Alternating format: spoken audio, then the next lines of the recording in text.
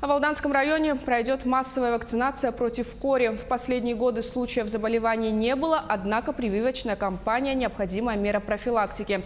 Какие категории граждан подлежат обязательной вакцинации, узнавала Татьяна Вахнина.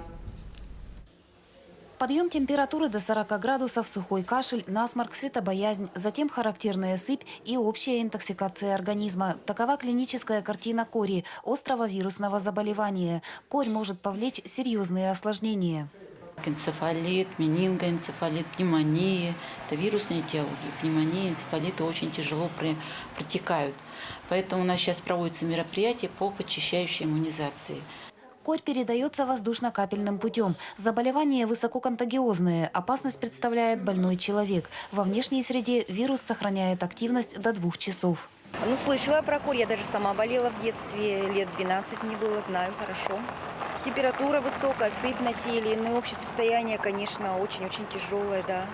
О тяжести заболевания и серьезных последствиях люди представление имеют. Впрочем, не все. Знания некоторых граждан о кори весьма приблизительны. Ну да, знаю, что она очень опасна. Но я так слышал, мне говорили, но так не вдумывался. Не знаю я, что за заболевание такое. Никогда не интересовались? Нет, не слышал даже. В Алданском районе пройдет массовая вакцинация от кори. В последние годы случаев заболеваний не было. Однако принятие профилактических мер необходимо. Прививочной кампанией будут охвачены в первую очередь приезжие граждане. Приток рабочей силы в Южную Якутию велик. И далеко не все люди прибывают на работу абсолютно здоровыми. Рабочая сила есть, мигранты есть. С ними мы работаем в тесном контакте с Роспотребнадзором. Акцент в работе алданские медики ставят на защиту местного населения. В настоящее время идет выявление непривитых от кори граждан. Мы иммунизируем то население от кори, которое не прививалось ранее или не имеет сведений.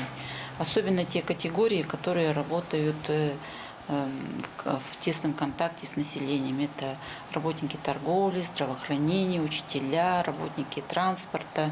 В Центральной районной больнице вакцина против кори закуплена. В ближайшее время она будет доставлена в Алдан. Прививочная кампания начнется, как только вакцина поступит на участки. Татьяна Вахнина, Сергей Шипачев, Александр Лукин, Алдан.